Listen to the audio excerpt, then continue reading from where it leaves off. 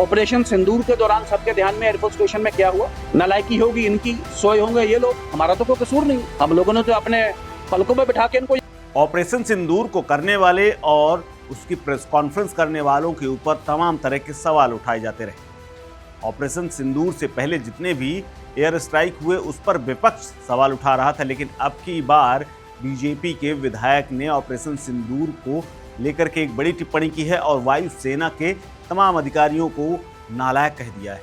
ये अधिकारी उधमपुर में तैनात है। दरअसल हुआ यूं कि ऑपरेशन सिंदूर को लेकर के बीजेपी विधायक रणवीर सिंह पठानिया ने ऐसा बयान दिया है जिसके बाद वो खुद विवादों में आ गए और पठानिया समेत पूरी बीजेपी से विपक्ष सवाल पूछ रहा है। यहाँ तक कि खासकर कांग्रेस पार्टी ने पठानिया के बयान को लेकर के निशाना साधा है। पठानिया ने भारतीय वायुसेना और सेना के जवानों की भूमिका पर सवाल खड़े करते हुए कहा कि ऑपरेशन सिंदूर के दौरान आपने देखा कि एयरफोर्स स्टेशन में कैसे हुआ, क्या हुआ। ऑपरेशन सिंदूर के दौरान एयरफोर्स के जवान सोए हुए थे। पठानिया जो उधमपुर ईस्ट से विधायक हैं, उन्होंने कहा कि हमारा कोई कसूर नहीं, हमने तो इन्हें यानी आर्मी के जवान और वायुसेना को पलकों पर बैठाया है, ये इनकी नालायकी होगी। विधायक के इस बयान के बाद बीजेपी की मुश्किल बढ़ गई है।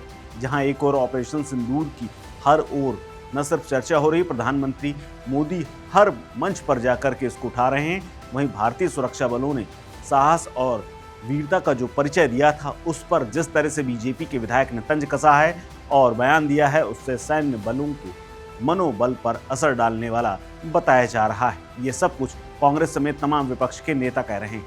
लेकिन ये मसला सिर्फ ऑपरेशन सिंदूर से जुड़ा हुआ नहीं है। दरअसल उधमपुर के आसपास के जहां से एयरफोर्स स्टेशन के लिए रास्ता गया है, उस रास्ते को लेकर के विधायक ने अपने तमाम वोटर्स को संतुष्ट करते हुए वायुसेना के अधिकारियों की तरफ से भेजे गए नोटिस को लेकर के कहा है।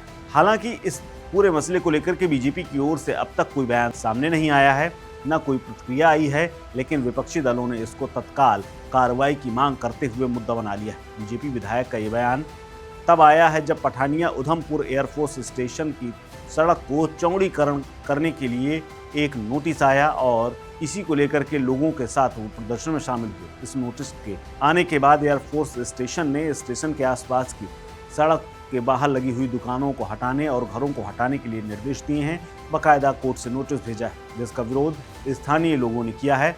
विधायक और उनके तमाम समर्थकों का कहना है कि ये तो हमने ज़मीन फ्री में दी थी, लेकिन अब यही लोग हमारी ज़मीनों को छीनना चाहते हैं।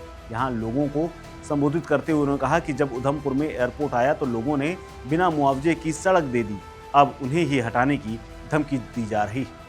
हालांकि ऑपरेशन सिंदूर के दौरान जो भी हुआ वो सबके सामने, लेकिन ऐसी क्या बात है कि बीजेपी के विधायक ने क्या खुलासा किया है, इसको लेकर के अभी भी सवाल खड़े हुए हैं कि आखिर ऑपरेशन सिंदूर के दौरान उधमपुर में हुआ क्या।